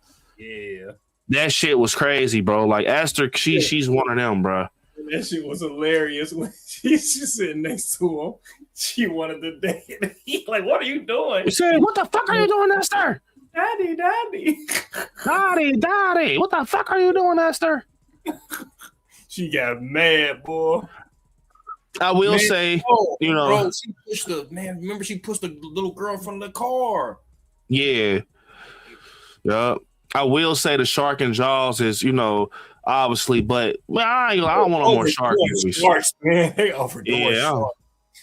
We shark did Ghostface. Shit. Alien movies, they already doing them. Like Michael, we talked about him. It Follows. This is not an entity, but I will say I'm excited for They Follow. Yeah, They Follow gonna be crazy. Annabelle, nah, you gotta chill on now. Yeah. Man, what the fuck? Rosemary's Baby. Nah, Split. Babadook. Nah. Hellraiser. I'm gonna just tell you, I'm not a Hellraiser fan. Like, so I can't even speak on it. Like the last one, the last one was the best one to me, the one with the girl one. Yeah. Annie Wilkes. Whiskey. Candyman. So I'm gonna say this. Tony Todd, unfortunately, is not here no more. All right. Rest in peace, man. But I will say, when I went back and watched the new one recently, the way they cleaned up the Candyman franchise with that, they could continue. Because Tony Todd, the reason I'm saying this is no disrespect to like the character Candyman, because no one can ever be Candyman like Tony Todd. But in reality, the reality of this character is that, bro, he's not the only Candyman. Daniel Robitaille was just the first victim, being that he was an artist. He dated a white woman, got her pregnant. She told her father. They took his hand off, stuck a hook in there, smothered honeycomb on his torso, burned him. It's all about the victims getting passed on. Then in the new one, Anthony became the new victim, the little boy from the first Candyman, the little baby. He became obsessed with the story of Cabrini Green, where he was going around looking for the lore. And while doing that, the story corrupted him and made him slowly become the new Candyman, to the point where police brutality got involved and they took him out. But you remember in the opening of the Candyman movie, the recent one, that kid that went downstairs to get the clothes out the laundry, it was, I think his name was like Ray something, but he came out the wall with the hook and he was trying to get a little boy candy, and the little boy was looking like, what the fuck? And he screamed, and it caused the police to come out in the laundry room and kill him wrongfully. So then he was the new Candyman for the moment, the one with the yellow jacket. Remember? So he was the new Candyman. Tony Todd took a back seat, and then eventually Anthony became the new Candyman. So it can keep getting passed on. I do think that they could do another Candyman movie and keep passing it on, because the story, the rawness, the layers and the details could get so dark and deep for horror. It can be good. Honestly, I used to not really I'm going to say it, I honestly really didn't used to be big on Candyman until this year, bro. Like, cause I know, I was watching a lot of Tony Todd projects, and I'm like, I'm going to rewatch Candyman. Because at first I'm like, man, this shit is too much. But as I started watching them all, I started piecing it together like, oh, this is some good shit. Like, so they could do Candyman still, bro. Yeah. They can still do him. Like, they can have another, because that's why he came in with that saying, be my victim, because he was a victim. Who would you get to do Candyman? I mean, it could be anybody, because think about it. Remember in the first one, Helen was the one. Remember, in the Candyman, she ended up crawling to get the baby in the pile of the wood, and they set her on fire and shit. And so in today's world, after seeing the one we just got, Daniel Kaluuya. Okay, Daniel Kaluuya. Like, I mean, it could be anybody though. It could be a female. It could be Mia Goth. Because somebody for like who you get like the producer type shit, like directing and all that. I think Mike Flanagan will do a good Candyman.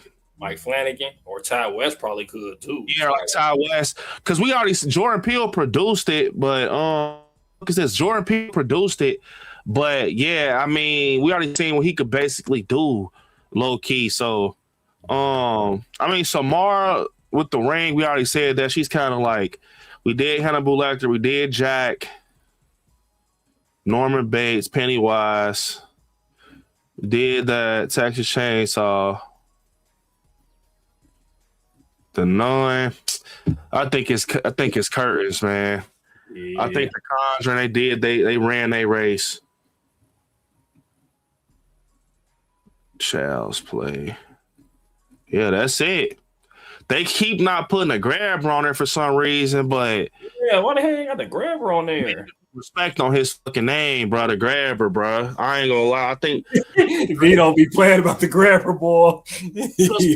He's such a cool character, bro. Like, seriously, like, I think, bro, I'm gonna pull up a picture and do my own, bro, because the Grabber's one of my favorites. Like, Ethan Hawke, bro, that's one of my favorite actors, bro, from Training Day, the Sinister. Like, bro, he's a great actor, bro. Like, bro, they be real live, like, trying to play dude like he ain't one of them.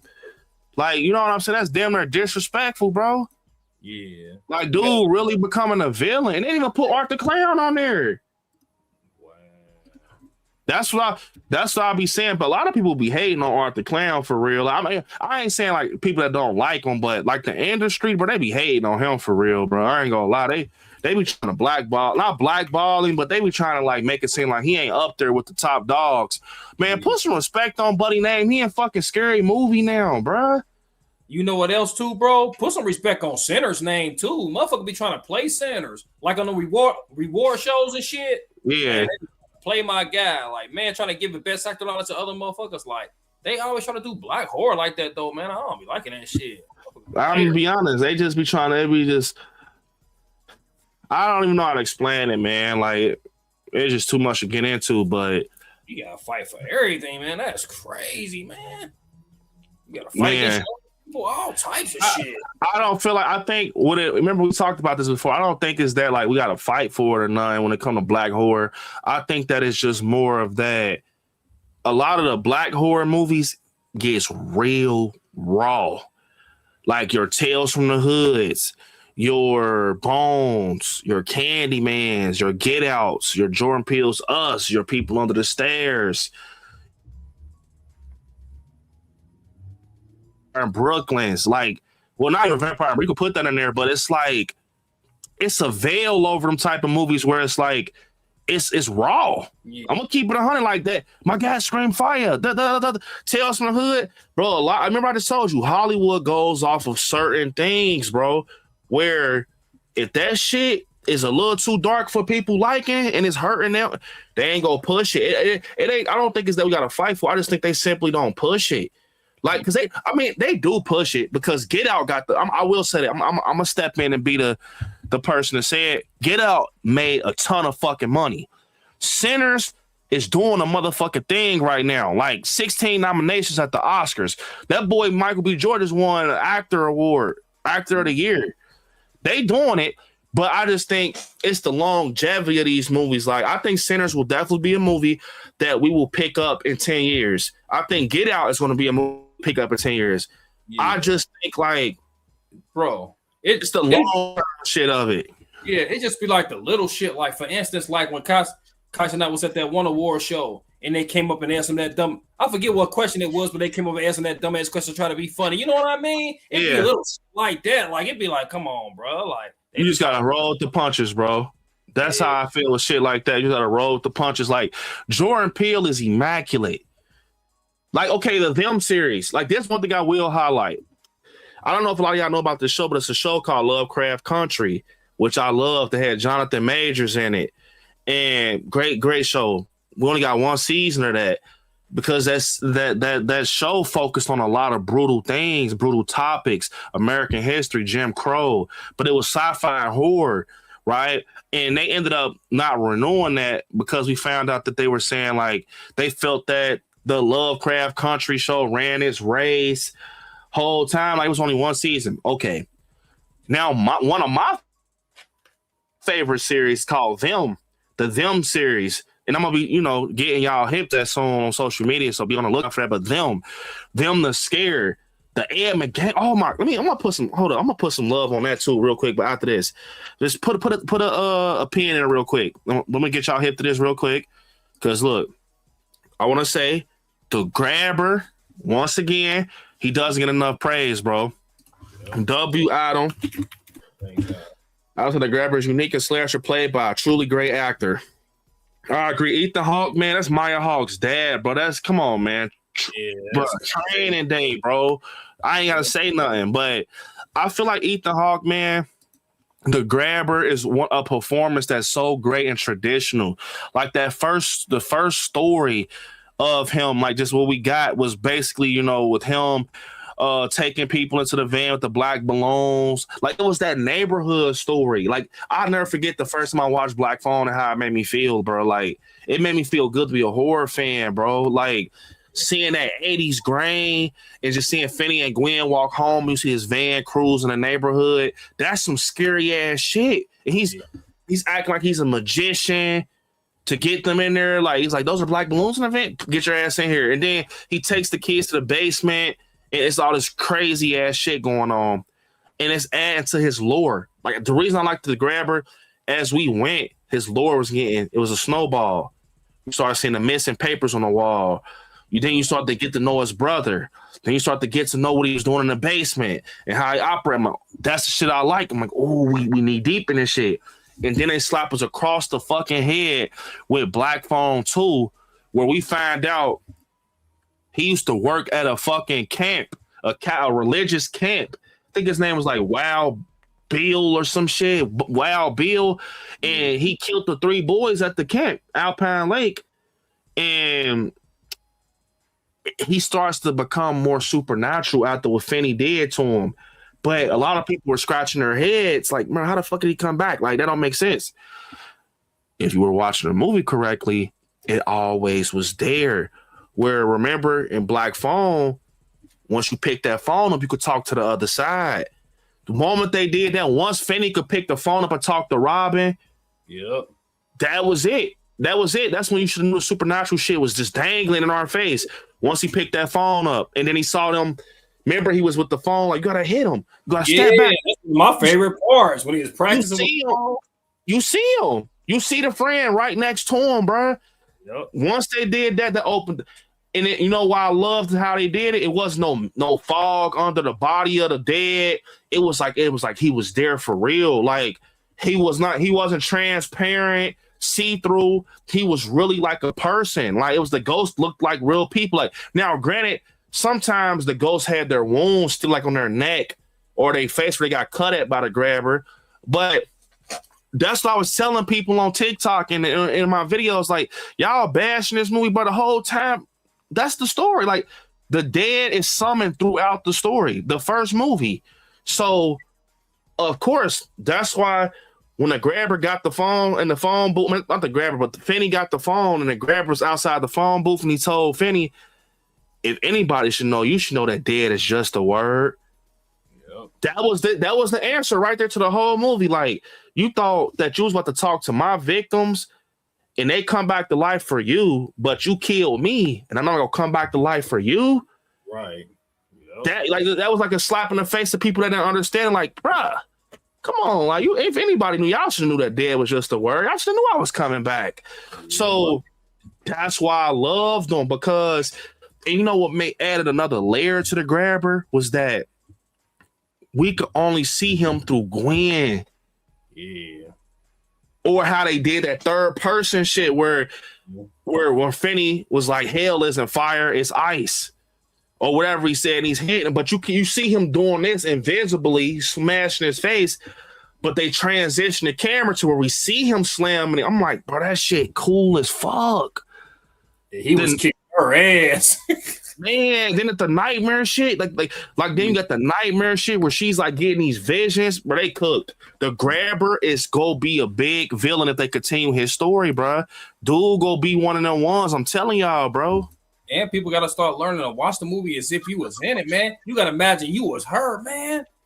The grabber came in your dream, and you should, man. I'll be trying to sleep with my peoples all the time, boy. I will be trying to be in a motherfucker by myself, boy. Scared as hell. Yeah, I gotta put another one up here. And she was getting up, walking around and shit, man.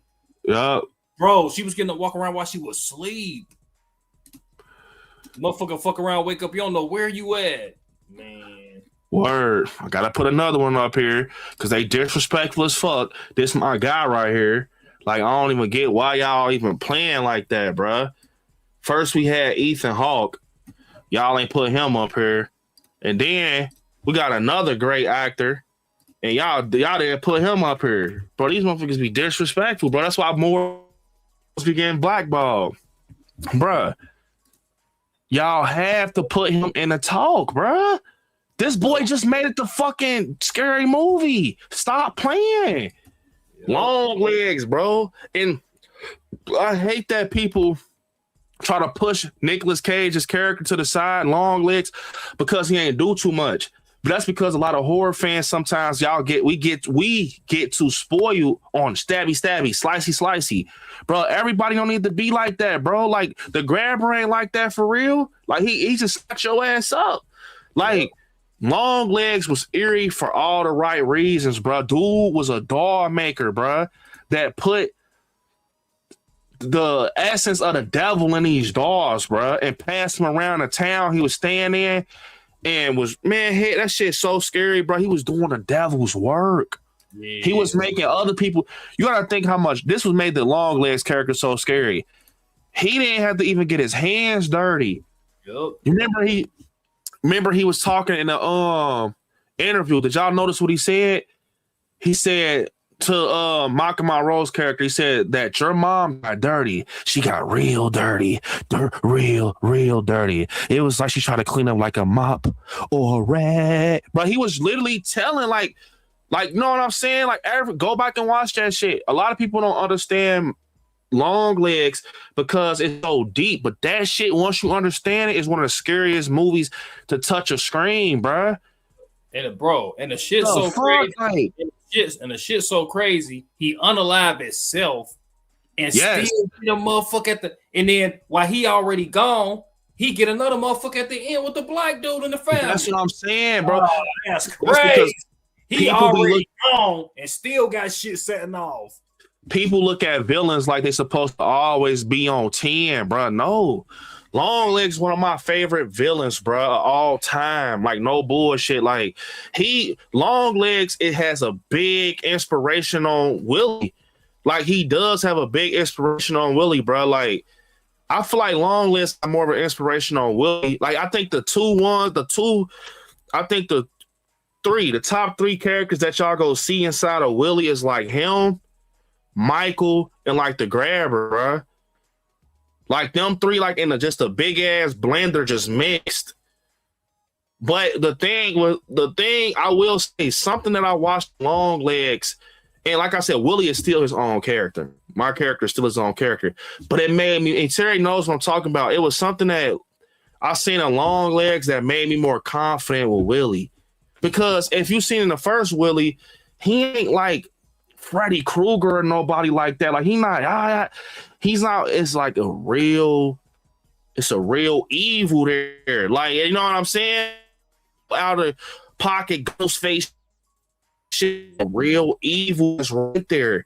Where it's like, I don't want to approach him too quick. I don't know what the fuck going on. I heard some shit about the devil. I seen this motherfucker put 7 horns on. I don't know what the fuck he got going on. Like, but once again, we're gonna get back to Longlegs, but I'm gonna tell y'all though, if y'all really fuck with Willie, I know some people like, I fuck with Willie. No, I'm talking about y'all really fuck with Willie, and what I'm doing with it, I'm true fans of Willie. That's part 2 gonna fuck y'all up bad, bro. It's a scary ass story. That's the best way I can put it. Like, in the rawest words, without spoiling shit. It's just simply a scary ass story. It's made to scare the fuck out of you. Honestly. Like, a lot of people in the cast on read a story to them. They said, bro, I ain't gonna say nothing, but I had a fucking person tell me in our recent table read that they had to read the script with the fucking lights on. Like, this is their second read, but they had to read the script with the lights on. Like, no bullshit. Like, I legit made Willie to scare the fuck out of y'all, bro. I didn't make it to be it's just no. I want to scare y'all. Like, I want y'all to be like, man, what the fuck? Honestly, bro, like, it ain't no scary movies out here no more for real. So that's why I wanted to make a scary movie. W. Jerry, man. Yes, we will be there Saturday, man. Congrats on 28 months. Congrats. Hey, and also, if we get a $50 super chat, because I don't know if we go smack that goal, I will show y'all something very cool that's Willie 2 related. $50 super chat. But hold up.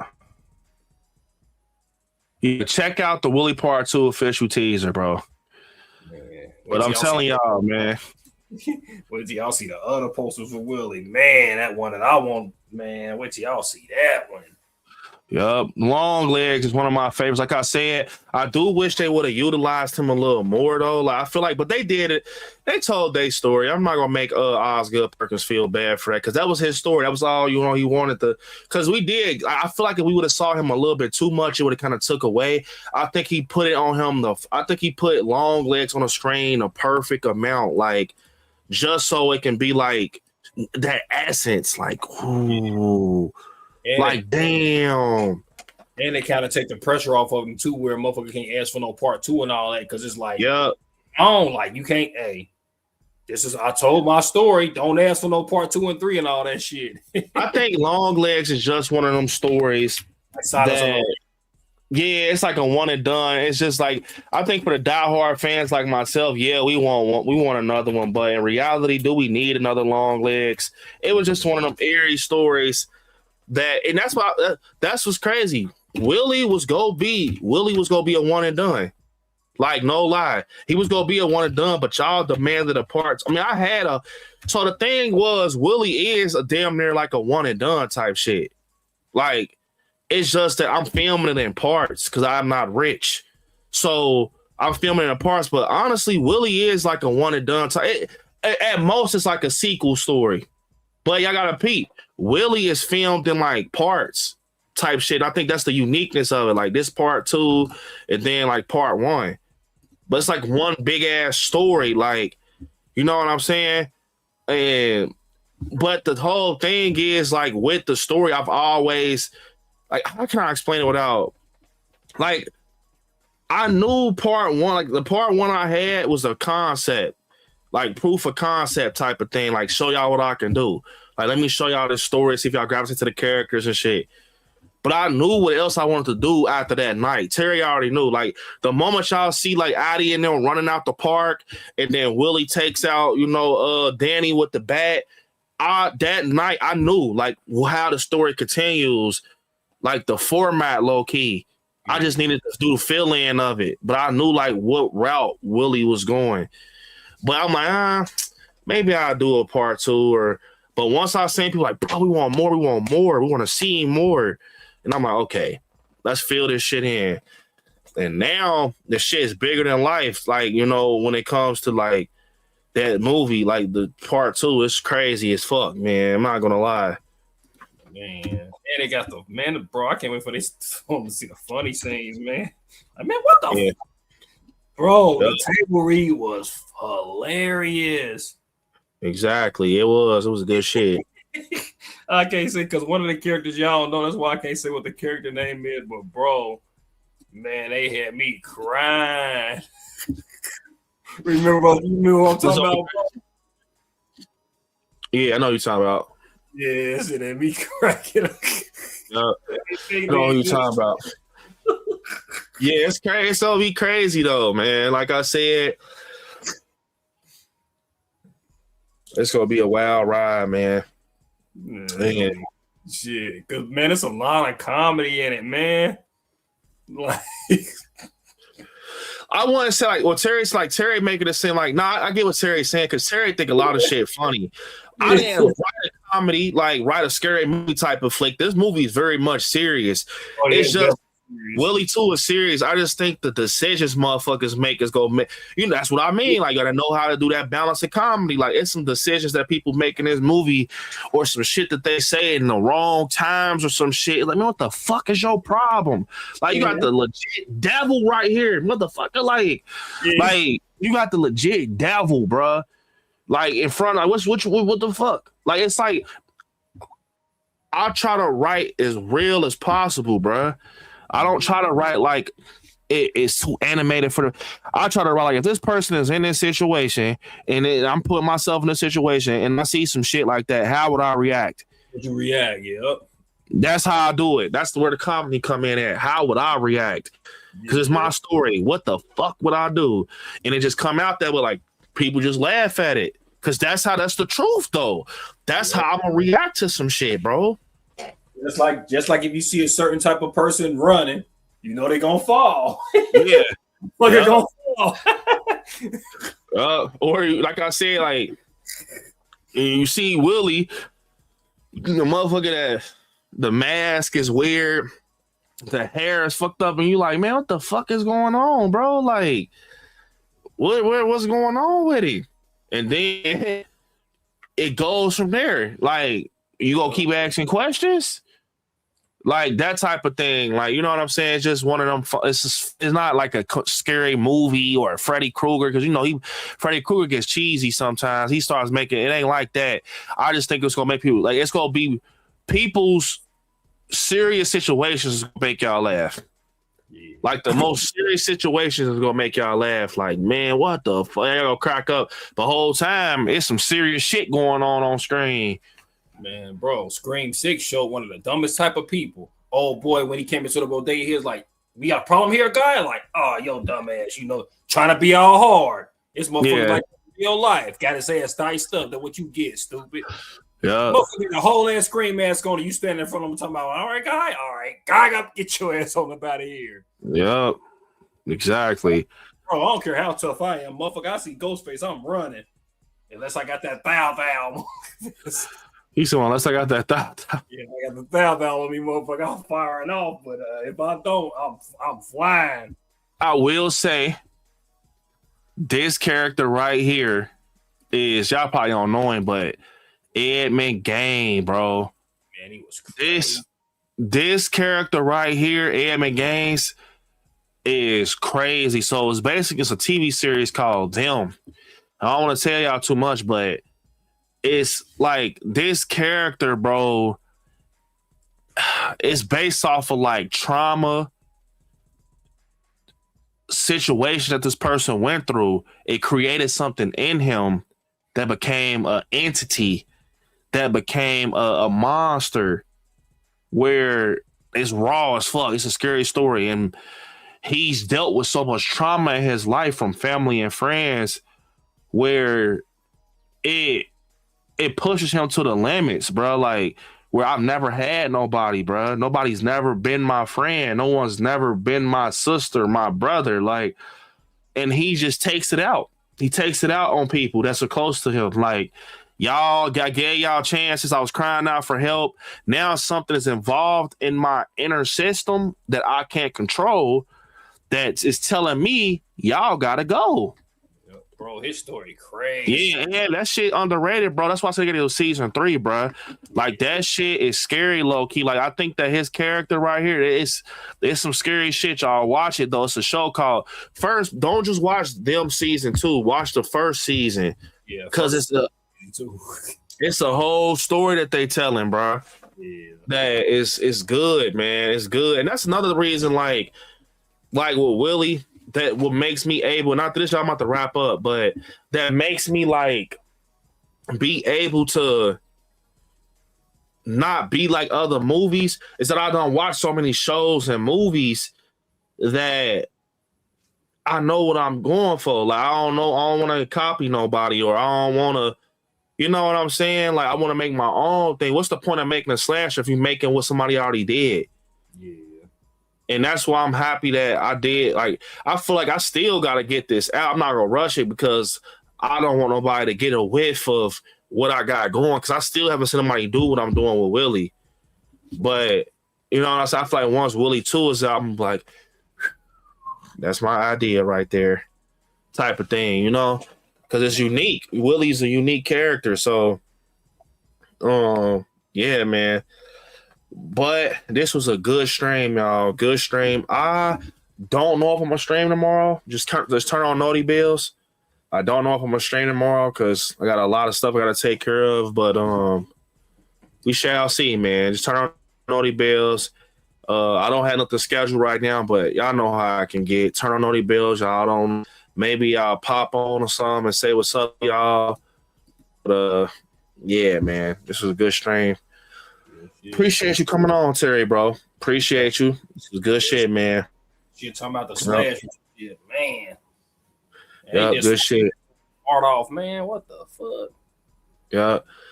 And like I said, just turn on Naughty Bills, because I don't know when the next time I get back on stream. Seriously, like, it's gonna get crazy for me, so just turn on Naughty Bills. I don't know when I get back on stream. I cannot stress that enough. Naughty Bills, especially for pre-recorded content. Become a channel member so you get behind the scenes at Willie Part 2. I will not be posting any BTS on the channel.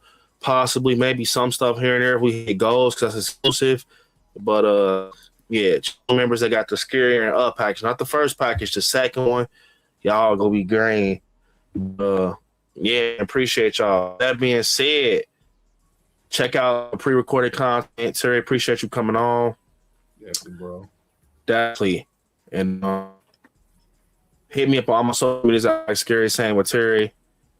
I want y'all to hit me up, and Terry also, but I want y'all to watch the movie. Terry out there gonna catch y'all next one, man. Good night, guys. Peace, y'all. Peace.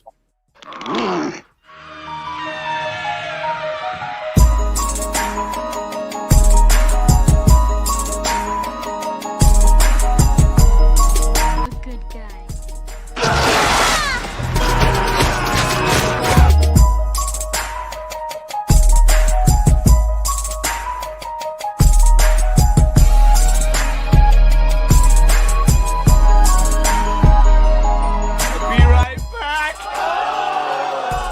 What's the boogeyman?